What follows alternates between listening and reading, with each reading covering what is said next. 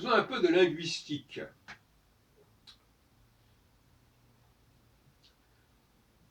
La construction du subjonctif en français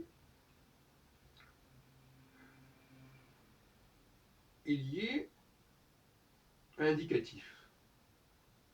Mais de quelle façon, ça, c'est un point qui n'a pas été résolu jusqu'à présent.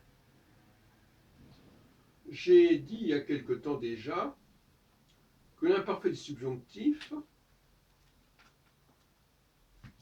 prenait ses bases dans le passé simple en français.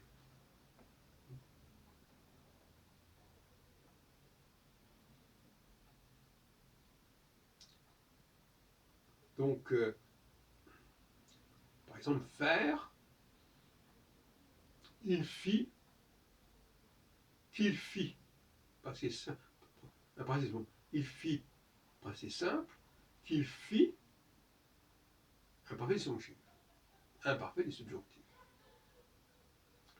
Mais il y a un autre aspect que je n'avais pas étudié jusqu'à présent, qui n'est pas signalé jusqu'à présent, c'est l'origine, non plus de l'imparfait subjonctif, mais du présent du subjonctif. Et ça, c'est plus compliqué. C'est pour ça que ça demandait plus de temps pour être mis en évidence.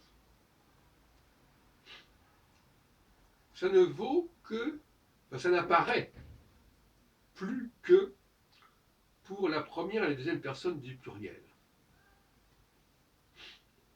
Nous faisons, indicatif, du présent indicatif, que nous faisions,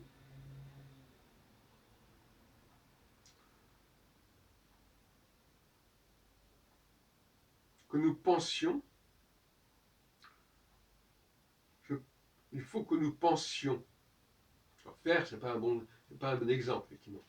Que nous pensions, que nous finissions, nous pensons, que nous pensions. Nous allons, que nous allions.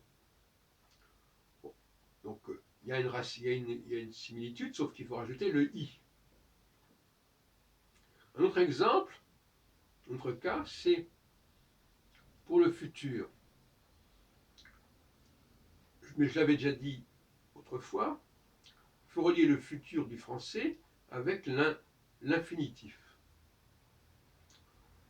Chanter, il faut chanter, nous chanterons. Il faut partir, nous partirons. Voilà les quelques réflexions que je fais. Mais en fait, moi, je vous dis ça surtout pour organiser des jeux. C'est-à-dire pour faire des jeux de perspicacité. Vous lancez ce sujet autour de vous dans un petit groupe et puis vous demandez aux gens de trouver la réponse. Vous leur dites, voilà, quel rapport y a-t-il entre le présent du subjonctif et le présent de l'indicatif? Alors ils peuvent commencer à regarder. Dans certains cas, ils vous diront, ben oui, je pense, que je pense, oui, effectivement, ça ressemble. Avec faire, le verbe faire pose des problèmes, effectivement, et ça ne marche pas. Je fais, que je fasse. Et je finis, que je finisse. Voilà.